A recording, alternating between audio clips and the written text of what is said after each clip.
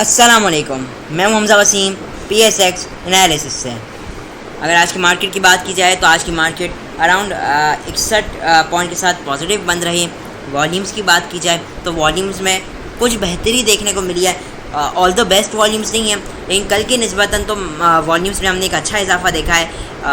63 million के volumes KSE 100 index में लगे और KSE ऑल शेयर में 108 मिलियन के वॉल्यूम लगे, जिनकी वैल्यू 4.38 बिलियन बनती है। तो आज वॉल्यूम सबसे ज़्यादा हमने एक अच्छे खासा वॉल्यूम हमने सीमेंट सेक्टर के अंदर देखा, जिसके अंदर आपका चिराग सीमेंट हो गया, आपका मैपल लीफ हो गया, DGKC पायोनियर। तो एक सीमेंट सेक्टर ने एक अच्छा खासा कंट्रीब्यूट किया। मैं कहूँगा क्या कहते हैं वॉल्यूम्स में। फिर FCCL हो गया, उसके अंदर एक अच्छे वॉल्यूम्स हमने देखे। पहला ये सीमेंट हो गया, उसके बाद हमने लॉट केमिकल के अंदर भी एक अच्छा खासा आज काम होते हुए भी देखा। उसी के साथ कुछ अच्छी गुड न्यूज़ अगर बात की जाए आज की मार्केट के हवाले से, तो ये था सबसे अच्छी गुड न्यूज़ क्रूड ऑयल के अंदर हमने देखा कि एक अच्छी खासी गिरावट आई। ऑल्दो भी तकरीबन 30 सेंट पॉजिटिव चल रहा है, लेकिन कल के दिन एक अच्छी खासी गिरावट आई जब हमारी मार्केट क्लोज हो गई थी। और फिर क्रूड ऑयल अभी जो ट्रेड कर रहा है वो 82.22 के पास ट्रेड कर रहा है। तो ये काफ़ी पॉजिटिव चीज़ है कि वंस अगेन क्रूड ऑयल अपनी निचली सतह पे आता हुआ नज़र आ रहा है। उसी की साइड अगर हम डॉलर को देखें तो डॉलर मुसलसल एप्रिसिएशन पे है। करंटली जो डॉलर बन रहा है वो अराउंड 225.42 तकरीबन 2 रुपये पॉजिटिव बन रहा है डॉलर। तो ये एक नेगेटिव चीज़ है फ़िलहाल हमारी एक इकनॉमी के लिए। तो अब चलते हैं अगर हम सबसे पहले टॉप एडवांसर स्टॉक कंट्रीब्यूटर्स की तरफ। तो सबसे पहले अगर आप देखेंगे तो सब आज 150 कंपनीज़ एडवांस साइड पे रही, जहाँ नेगेटिव साइड पे 158 कंपनीज़ आई। इंडेक्स ने एक इंट्राडे हाई तकरीबन 170 पॉइंट का लगाया और एक इंट्राडे लो 89 पॉइंट्स का लगाया। और जो बॉटम से मार्केट बाउंस बैक हुई वो 41,700 का ही रेंज था, मार्केट उसके नीचे में बंद होने में नाकाम रही। और ये अच्छी बात है कि 41,700 के पास मार्केट ने एक अच्छी स्ट्रॉन्ग सपोर्ट ढूंढ ली है। अच्छा, आप देखेंगे एडवांसर्स के अंदर Cherat cement, TRG, lucky, DGKC, maple leaf, Lotte chemical, Kohat cement, OGDC, pioneer, FCCL, HMB, century paper board, KTML, NML और FFC रहे। उसी के बरक्स अगर आप नेगेटिव साइड पर देखेंगे तो UBL हो गया, आपका MTL हो गया, PSO हो गया, दाऊद हरक्यूलाइज, एंग्रो फर्टिलाइज़र, ये जितनी भी कंपनीज है, POL, Meezan bank, DHL, MCB, एबर्ट systems, VFL, Atlas Honda health service, ये कंपनीज ने मार्केट को नेगेटिव रखा। अब आ जाता है हम वापसी डेटा पोर्टल पे। और अगर टॉप एक्टिव स्टॉक्स की बात की जाए तो मैपल लीफ के अंदर अच्छी एक्टिविटी 8.398 मिलियन का काम देखा, तकरीबन 8.4 मिलियन का काम होते हुए देखा। लॉट केमिकल 6.7 मिलियन का काम हुआ और 3.86% का गेन भी हम लोग को लॉट केमिकल के अंदर देखने को मिला। उसके बाद हेस्कॉल है, हेस्कॉल के अंदर भी तकरीबन 55 लाख का काम हुआ। पायोनियर सीमेंट के अंदर भी 41 लाख, FFL के अंदर 40 लाख का काम हुआ। फ्लाइंग सीमेंट के अंदर भी तकरीबन 38 लाख, FCCL के भी अंदर तकरीबन 37.5 लाख, DGKC के अंदर भी 37.5 लाख का वॉल्यूम लगा। जहाँ TRG की बात की जाए इसके अंदर 33 मिलियन का काम हुआ और एक 2% का गेन भी हमने देखा। सिनर्जी की बात की जाए 30 लाख का काम हुआ और 4 पैसे नेगेटिव रहा। टॉप एडवांसेस को देखा जाए तकरीबन सभी लिक्विड है। एक है PABC ने एक मासिव रिटर्न शो किया है रिसेंटली, कुछ दिनों से 30 रुपये से अब डायरेक्टली है 43 पे आ चुका है।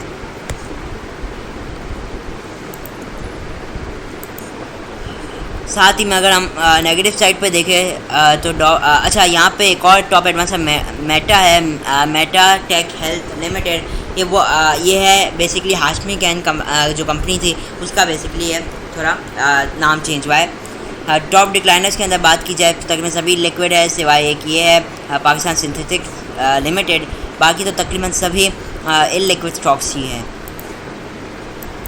बहरहाल ये तो हो गया कुछ आज की मार्केट के हवाले से थोड़ी अपडेट हो गई। अब चलते हैं हम अच्छा, सबसे पहले अगर हम इंटरनेशनल मार्केट में इंडिया की मार्केट को देख लें बढ़ने से पहले हमारी मार्केट में, तो इंडिया की मार्केट भी आज अच्छी खासी प्लस है, तकरीबन 660 पॉइंट के साथ इंडिया की बॉम्बे स्टॉक एक्सचेंज प्लस रही।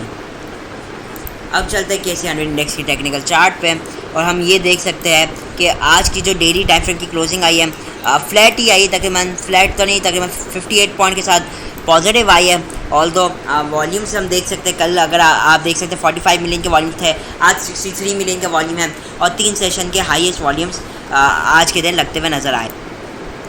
और साथ ही में कल है क्योंकि जुम्मा, वीक क्लोजिंग भी है, तो वीकली हिसाब से भी अगर मार्केट को देख लें तो वीकली बेसिस पे अभी तक जो इंडेक्स के अंदर अभी तक जो as of Thursday market 484 point तकरीबन मार्केट से निकल चुके हैं। और अब जो मार्केट की एवरेज क्लोजिंग बनती है, अगर हाई लो के एतबार से देखा जाए तो मार्केट की एवरेज क्लोजिंग 42,050 के पास पहुंचती है, जो कि 50% बनता है इस वीक का।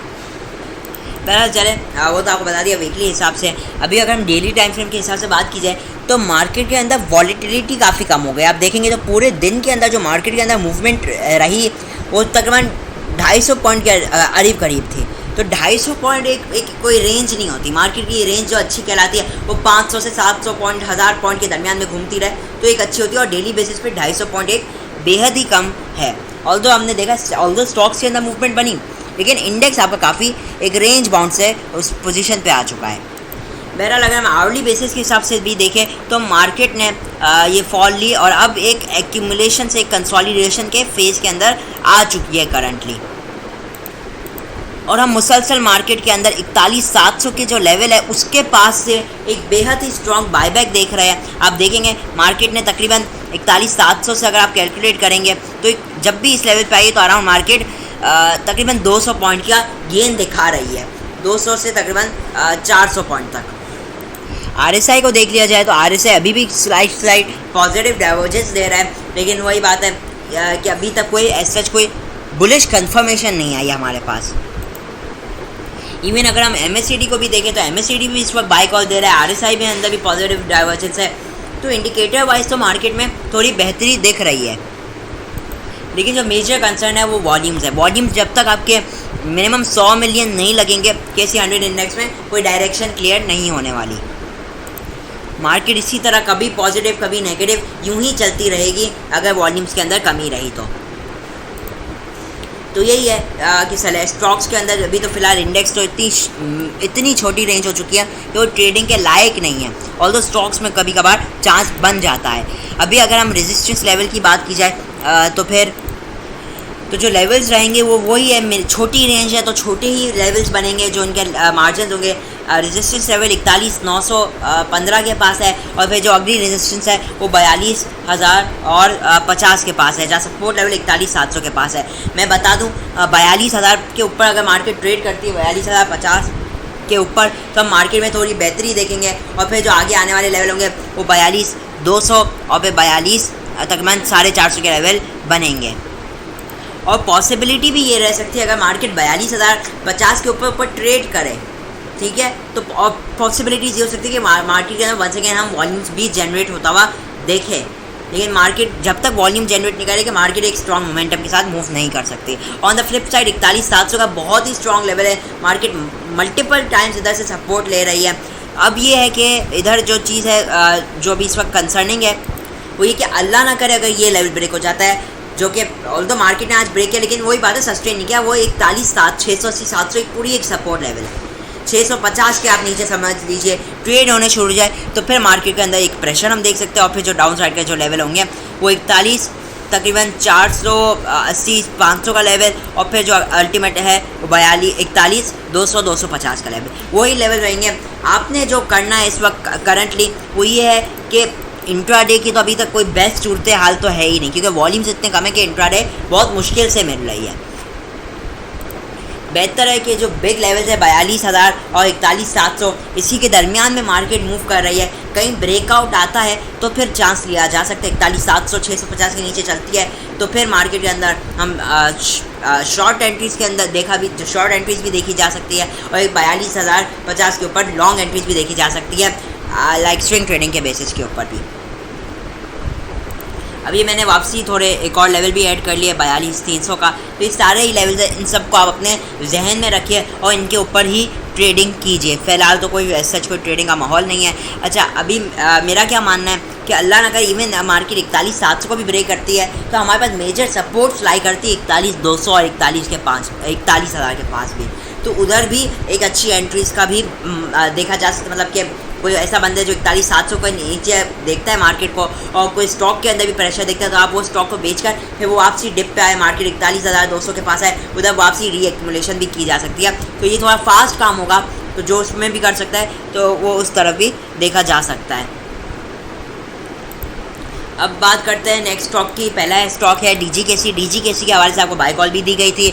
रिसेंट वीडियोस के अंदर आप लोगों को पायोनियर सीमेंट का भी बताया गया था, और DGKC क्या इस हफ्ते की नहीं, मैं शायद फ्राइडे या मंडे के दिन की वीडियो थी, गालिब में मुझे याद नहीं आ रहा, लेकिन आपको इन स्टॉक के हवाले से बताया गया था। अच्छा, अब करंट की बात की जाए तो DGKC ने जो एक रैली की थी, बिग रैली की थी 52 से तकरीबन 65-66 तक, उसके बाद उसने करेक्शन ली, स्ट्रॉन्ग करेक्शन ली, और जो इस करेक्शन का इसने अभी तक फिल वक्त का जो लो है वो 58 का लगाया है। और अगर हम थोड़ी रिसेंट पे आ जाए, क्योंकि मार्केट जिगजैग में घूमती है, हायर हाइज आप देख सकते हैं, तो अब रिसेंट की बिल्कुल अगर हम बात करें तो रिसेंट ने जो DGKC ने स्विंग हाई लगाया था वो 63 का था, और उसके अगेंस्ट एक लो लगाया 58 का, जो कि अगर आप डाउन साइड अप साइड से हम कैलकुलेट करते हैं तो ये परसेंटेज की रेंज बन जाती है अराउंड 7.5% की। तो मार्केट ने इतना ये DGKC ने करेक्ट किया।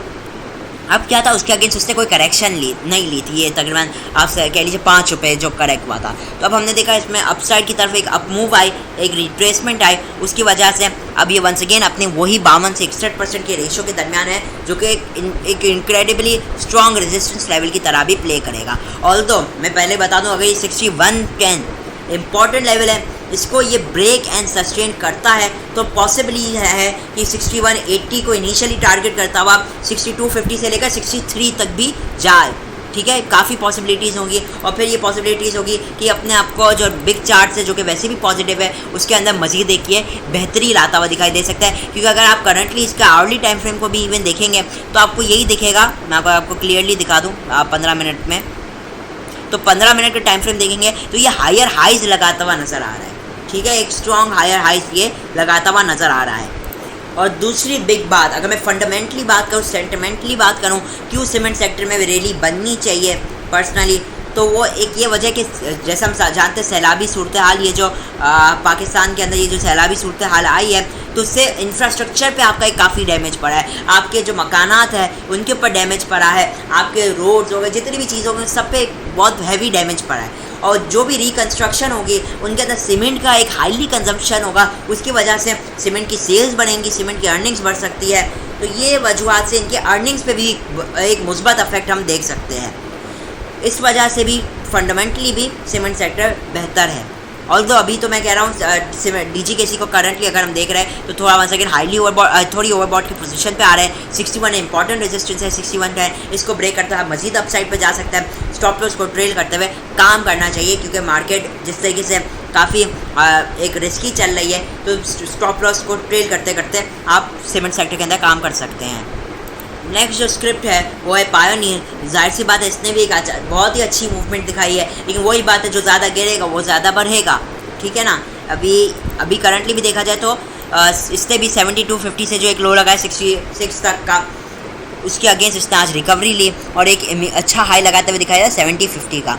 लेकिन अगर आप आवरली बेसिस पे देखेंगे तो इस 70 के ऊपर क्लोजिंग देने में नाकाम रहा, जो कि ठीक 61% का रेशो बनता है। इधर से एक स्ट्रॉन्ग रेजिस्टेंस है, जब तक ये 70 रुपये के ऊपर आवरली बेसिस पे क्लोजिंग ना दे दे तो ये जब तक के लिए रिस्की। ऑल्दो इसके ऊपर भी अगर क्लोजिंग दे देता है तो नो डाउट 71 से 73 तक की एक शॉर्ट टर्म मूव के साथ साथ ही हम लोगों का 75 तक भी अटमोस्ट लेवल तक जाता हुआ दिखाई दे सकता है। शॉर्ट टर्म रेजिस्टेंस 71 और 7250 रहेंगे। आज देखेंगे, अगर हम देखें तो आज टेक्नोलॉजी सेक्टर के स्टॉक्स के अंदर भी काफ़ी एक अच्छा मुस्बत इफेक्ट देखा, जिसके अंदर हमने देखा TRG के अंदर एक मुस्बत एक्टिविटीज़ हमने होती हुई देखी। साथ ही में TRG ने जैसे तकरीबन 2 रुपये का गेन किया, उसी के साथ अगर आप नेटसॉल को देखें तो उसमें भी एक 1 रुपये का तकरीबन गेन हुआ। इसी तरह मुख्तलिफ अगर आप टेक्नोलॉजी सेक्टर के स्टॉक्स देखेंगे तो उनके अंदर एक छोटी अपमूव बनी। तो अभी इसी साथ अगर हम बात करें TRG की, तो TRG भी वही बात है, एक गिर गया था, उसकी वजह से इसमें भी एक हमने अपमूव आती हुई देखी। करंटली इसकी रेजिस्टेंस लेवल बात की जाए तो 90, 89, 90 का रेजिस्टेंस लेवल इसके ऊपर अगर ये ब्रेक एंड सस्टेन क्लोजिंग देने में कामयाब रहता है तो 91 से लेकर 92 तक की हम लोग को एक शॉर्ट टर्म टारगेट दिखा सकता है।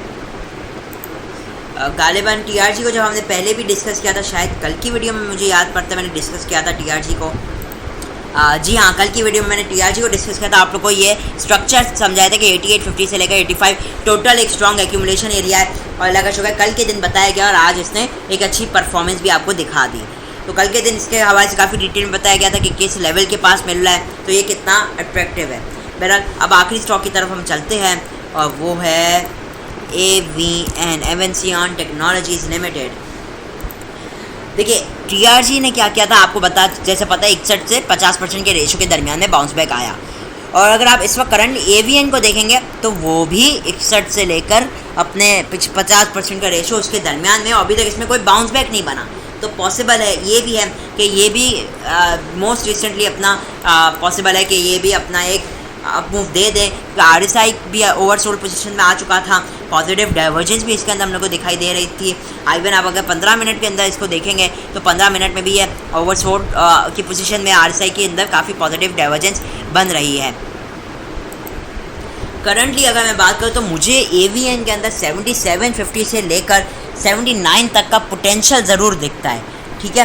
लेकिन जाहिर सी बात उसके भी कुछ क्राइटेरियाज हैं। इसका जो इमीडिएट रेजिस्टेंस लेवल है वो 76-75 तक के बाद 76-75 का लेवल समझ लीजिए एक स्ट्रॉन्ग रेजिस्टेंस लेवल इसके लिए रहेगा। इसके ऊपर ही क्लोजिंग देता है तो फिर जो आपको बताया क्या लेवल है ये उसको भी मीट करता हुआ दिखाई दे सकता है। तो AVN का मैं यही कहूँगा कि डेफिनेटली आपको अपने वॉच लिस्ट के अंदर रखना चाहिए। कमेंट्स के ऊपर भी चलते हैं। बहरहाल अगर आपको वीडियो अच्छी लगी हो तो लाइक और चैनल को ज़रूर सब्सक्राइब कीजिएगा।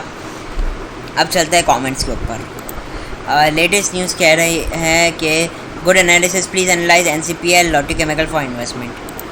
देखिए अगर हम बात की जाए लॉटो केमिकल की तो वही बात है जो इसने एक तेज़ी की थी 23 रुपये से तकरीबन 35 रुपये तक, इसके बाद इसमें करेक्शन आई और वही 50 से 61% का जो रेशो था 29 से 28 रुपये के दरमियान, उसी के दरमियान इसमें हमने एक्यूमुलेशन देखी और आज आखिर इसमें एक मूवमेंट हमने विटनेस की।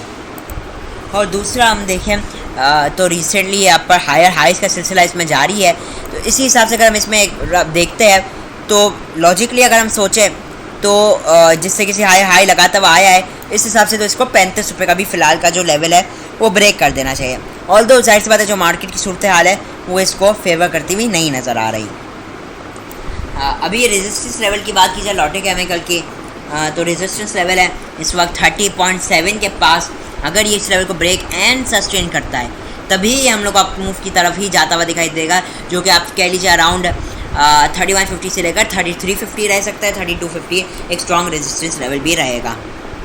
मज़ीद देखा जाए अगर लॉटो केमिकल को तो लॉटो केमिकल अब वंस अगेन हम लोग को हायर हाइस का सिलसिला इसमें दिखा रहा है, क्योंकि ये सजेस्ट कर रहा है कि 2970 से लेकर 2930 के दरमियान बाइंग करनी चाहिए, जहाँ बेस बाई 2950 से 2930 रहेगा। ये चार्ट सजेस्ट कर रहे हैं।